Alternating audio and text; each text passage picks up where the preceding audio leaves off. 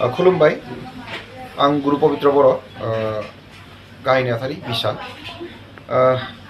दिनैनि बे समाव आं बुंनो नागिरनाय बाथ्राया बेनो जे नर्थ कामरुप डिस्ट्रिक्ट एसटि मोर्चा बिजेपिआ फैगौ 12 डिसेम्बराव 2021 सानदेखालि हरदत्त वीरदत्त भवन रंगिया बे जायगायाव बे थावनियाव मोनसे गेदेर हाबाफारि खुंदों।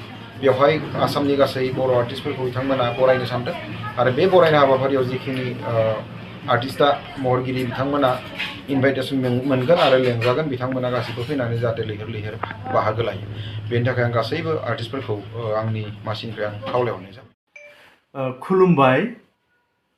फैगौ 12 डिसेम्बर सानखालि रङिया टाउनाव अल आसाम बर' सिने आर्टिस्टफोरखौ मोनसे बरायनाय हाबाफारि लादों। बेयाव नोंथांमोन बयखौबो लैहोर लैहोर फैनानै हाबाफारिखौ जाफुंसार होनो थाखाय खावलायनाय जादों। गोजोन्थों। डिसेम्बर दाननि रङियायाव फैगौ दाननि 12 अक्ट'बर खालि फावखुंग्रि फावखुंगुरफोरखौ लानानै जयै मोनसे गिदिर हाबाफारि लानानै खुंफुंनो थाखाय लाहार फाहार खालामदों। दा बे हाबाफारियाव बयबो खौसेयै रंजानो थाखाय बयखौबो खावलायनाय जादों। दा बेयाव आंबो थांगासिनो दङ। खुलुमबाय रायजोफोर।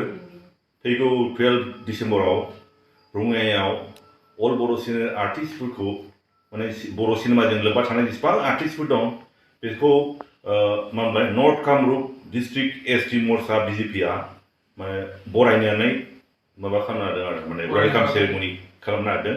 बेयाव आंबो नुजाहैगोन आरो बे बर' फिल्मजों लोब्बा थानाय जेसेबां आर्टिस्टफोर दं बिसोरबो लैहोर लैहोर फैनानै बाहागो लाफैगोन होननानै आं खावलायबाय। गोजोन्थों। खुलुमबाय। आंनि मुङा जयफल ब्रह्म, फिल्म करिय'ग्राफार। फैगौ 12 डिसेम्बरावहाय रङिया टाउनाव अल बड' आर्टिस्टफोरखौ मोनसे बरायनाय हाबाफारि लानाय जादों। दा बे हाबाफारियाव आर्टिस्ट लोगो नोंथांमोनखौ बयखौबो लैहोर लैहोर फैनो थाखाय आं गुरै खावलायहरनाय जाहैबाय। दा बेवहाय जोंबो बाहागो लाहैगोन। गोजोन्थों। खुलुमबाय। फैगौ डिसेम्बर दाननि 12 अक्ट'खालि रङिया टाउनाव आर्टिस्टफोरखौ बरायनाय मोनसे हाबाफारि लानाय जादों। बे बरायनाय हाबाफारियाव गासैबो आर्टिस्टफोरखौ लैहोर लैहोर फैनानै बाहागो लाफैनो थाखाय गुरैयै खावलायहरनाय जाबाय। गोजोन्थों।